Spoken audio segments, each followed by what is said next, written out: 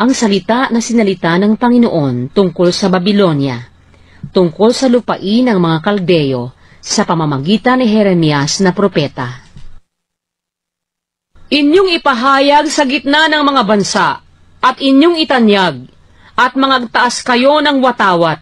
Inyong itanyag, at huwag ninyong ikubli. Inyong sabihin, ang Babilonia ay nasakop, si Bel ay nalagay sa kahihiyan, si Merodak ay nanglulupaypay, ang kanyang mga larawan ay nalagay sa kahihiyan, ang kanyang mga Diyos-Diyosan ay nanganglupaypay. Sapagkat mula sa hilagaan ay sumasampa ang isang bansa laban sa kanya, nasisira ng kanyang lupain at walang tatahan doon. Sila'y nagsitakas, sila'y nagsiyaon, ang tao at gayon din ang hayop. Sa mga araw na yaon at sa panahong yaon, sabi ng Panginoon, ang mga anak ni Israel ay magsisidating, sila at ang mga anak ni Huda na magkakasama. Sila'y magsisiyaon ng kanilang lakad na nagsisiiyak at hahanapin nila ang Panginoon nilang Diyos. Kanilang ipagtatanong ang daan ng Sion na ang kanilang mga mukha ay nakaharap sa dakong yaon na magsasabi, magsiparito kayo at lumakip kayo sa Panginoon sa walang hanggang tipan na hindi malilimutan. Ang aking bayan ay naging gaya ng nawalang tupa. Iniligaw sila ng kanilang mga pastor. Sila'y inilihi sa mga bundok. Sila'y nagsiparoon sa burol mula sa bundok. Kanilang nalimutan ang kanilang pahingahang dako. Sinasakmal sila ng lahat na nangakakasumpong sa kanila. At sinabi ng kanilang mga kaaway, kami ay walang kasalanan, sapagkat sila'y nangagkasala laban sa Panginoon, natatahanan ng kahatulan. Sa makatwid bagay sa Panginoon na pag-asa ng kanilang mga magulang. Magsitakas kayo mula sa gitna ng Babilonia, at kayo'y magsilabas mula sa lupain ng mga Kaldeo, at kayo'y maging gaya ng mga kambing na lalaki sa harap ng mga kawan. Sapagkat narito, aking patatayuin at pasasampahin laban sa Babilonia ang isang kapulungan ng mga dakilang bansa na mula sa hilagaang lupain, at sila'y magsisihanay laban sa kanya, mula diya'y sasakupin siya, ang kanilang mga pana ay magiging gaya ng isang magilas na makapangyarihan, walang babalik na di may kabuluhan. At ang Kaldea ay magiging samsam, lahat na nagsisisamsam sa kanya ay mga bubusog, sabi ng Panginoon. Sapagkat kayo ay masasaya, sapagkat kayo'y nangagagalak, o kayong nagsisisamsam ng aking mana, sapagkat kayo'y malilikot na parang babaeng guyang baka, na yumayapak ng trigo, at humahalinghing na parang mga malakas na kabayo. Ang inyong ina ay mapapahiyang lubha, siyang nanganak sa inyo ay malilito. Narito, siya'y magiging pinakahuli sa mga bansa, isang gubatan, isang tuyong lupain, isang ilang. Dahil sa puot ng Panginoon ay hindi tatahanan, kundi magiging lubos na sira. Bawat magdaan sa Babilonia ay matitigilan at susutsot dahil sa kanyang lahat na pagkasalot. Magsihanay kayo laban sa Babilonia sa palibot, kayong lahat na nagsisiakma ng busog. Hilagpusan ninyo siya. Huwag kayong manghinayang ng mga pana, sapagkat siya'y nagkasala laban sa Panginoon. Humiyaw ka laban sa kanya sa palibot, siya'y sumuko sa kanyang sarili. Ang kanyang mga sanggalangang dako ay nangabuwal, ang kanyang mga kuta ay nangabagsak, sapagkat siyang kagantihan ng Panginoon. Manghiganti kayo sa kanya, kung ano ang kanyang ginawa, gawin ninyo sa kanya. Ihiwalay ninyo ang manghahasik sa Babilonia, at siyang pumipigil ng karit sa panahon ng pag-aani, dahil sa takot sa mamimighating tabak, ay babalik bawat isa sa kanyang bayan, at tatakas bawat isa sa kanyang sariling lupain. Ang Israel ay parang nakalat na tupa, itinaboy siya ng mga leon, Ang unang sumakmal sa kanya ay ang hari sa Assyria, at si Nabucodonosor na hari sa Babylonia ay siyang huling bumali ng kanyang mga buto. Kaya't ganito ang sabi ng Panginoon ng mga hukbo, ng Diyos ng Israel, narito, aking parurusahan ang hari sa Babylonia, at ang kanyang lupain, gaya ng aking pagkaparusa sa hari sa Assyria. At aking dadalhin uli ang Israel sa kanyang pastulan, at siya'y sasabsab sa Carmel at sa Basan, at ang kanyang kalooban ay masisiyahan sa mga burol ng Ephraim at sa Galaad. Sa mga araw na yaon at sa panahong yaon, sabi ng Panginoon, ang kasamaan ng Israel ay mauusig, at hindi magkakaroon ng anuman, at ang mga kasalanan ng Huda, at hindi sila masusumpungan, sapagkat aking patatawarin sila na aking iniiwan na pinakalabi.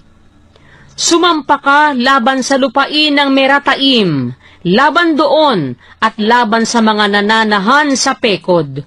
Pumatay ka at manglipol na lubos na manunod sa kanila, sabi ng Panginoon, at iyong gawin ang ayon sa lahat na iniutos ko sa iyo. Ang hugong ng pagbabaka ay nasa lupain, at ang malaking kapahamakan.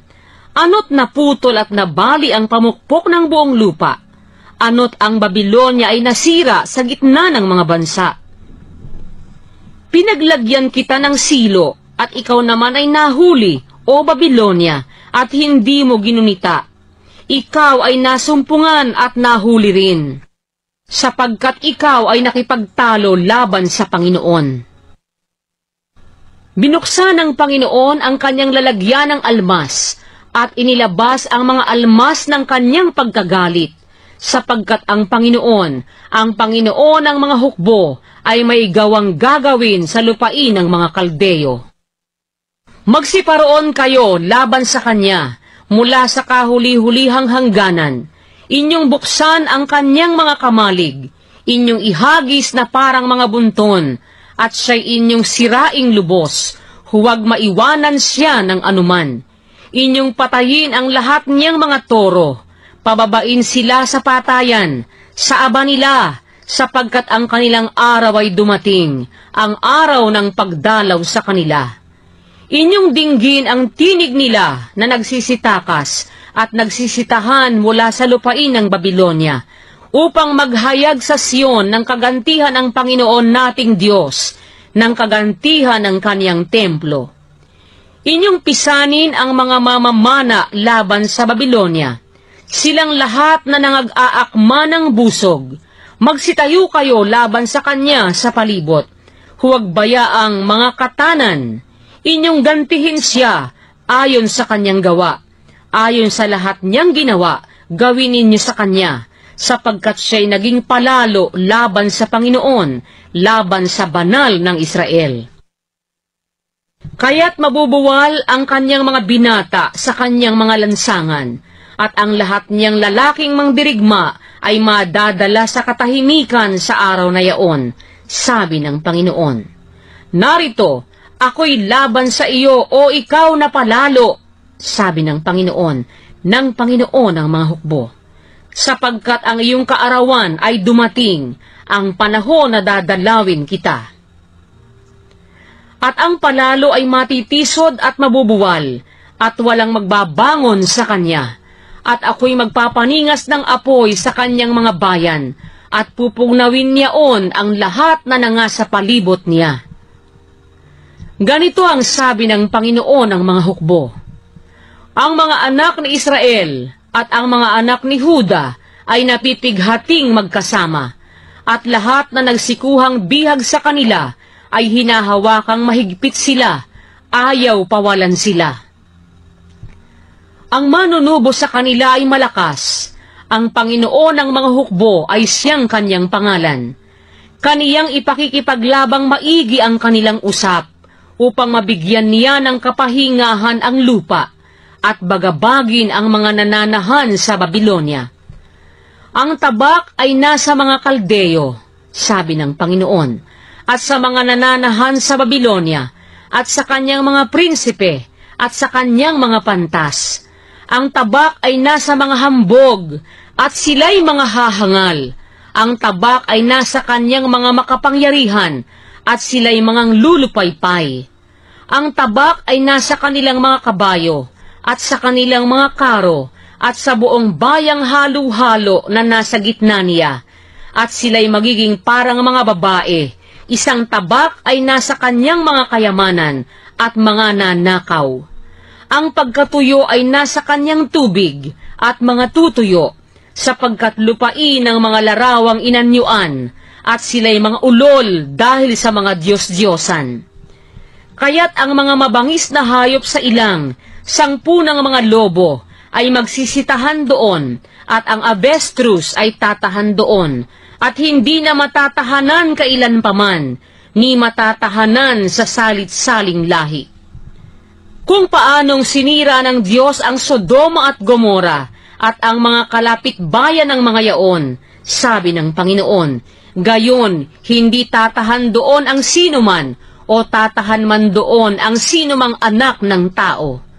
Narito, isang bayan ay dumarating na mula sa hilagaan, at isang malaking bansa, at maraming hari ay mga hihikayat mula sa kaduluduluhang bahagi ng lupa. Kanilang iniakma ang busog at ang sibat, sila'y mababagsik at walang awa. Ang kanilang tinig ay humuhugong na parang dagat, at sila'y nagsisisakay sa mga kabayo. Bawat isa ay humahanay na parang lalaki sa pakikipagbaka, laban sa iyo, o anak na babae ng Babilonia. Nabalitaan ng hari sa Babilonia ang kabantugan nila, at ang kanyang mga kamay ay nanghihina. Pagdadalamhati ay humawak sa kanya, at paghihirap na gaya ng sa isang babae sa pagdaramdam. Narito, ang kaaway ay sasampa na parang leon mula sa kapalaluan ng Hordan, laban sa matibay na tahanan, ngunit bigla kong palalayasin sila sa kanya. At ang mapili, siya kong ihahalal sa kanya, sapagkat sinong gaya ko, at sinong magtatakda sa akin ang panahon, at sino ang pastor na tatayo sa harap ko? Kaya't inyong dinggin ang payo ng Panginoon na kanyang ipinayo laban sa Babilonia, at ang kanyang mga pasyang ipinasyan niya laban sa lupain ng mga Kaldeo. Tunay na kanilang itataboy ang mga maliit na kawan. Tunay na kanyang ipapahamak ang kanilang tahanan, pati sila. Sa ingay ng pagsakop sa Babilonia ay nayayanig ang lupa, at ang hiyaw ay naririnig sa mga bansa.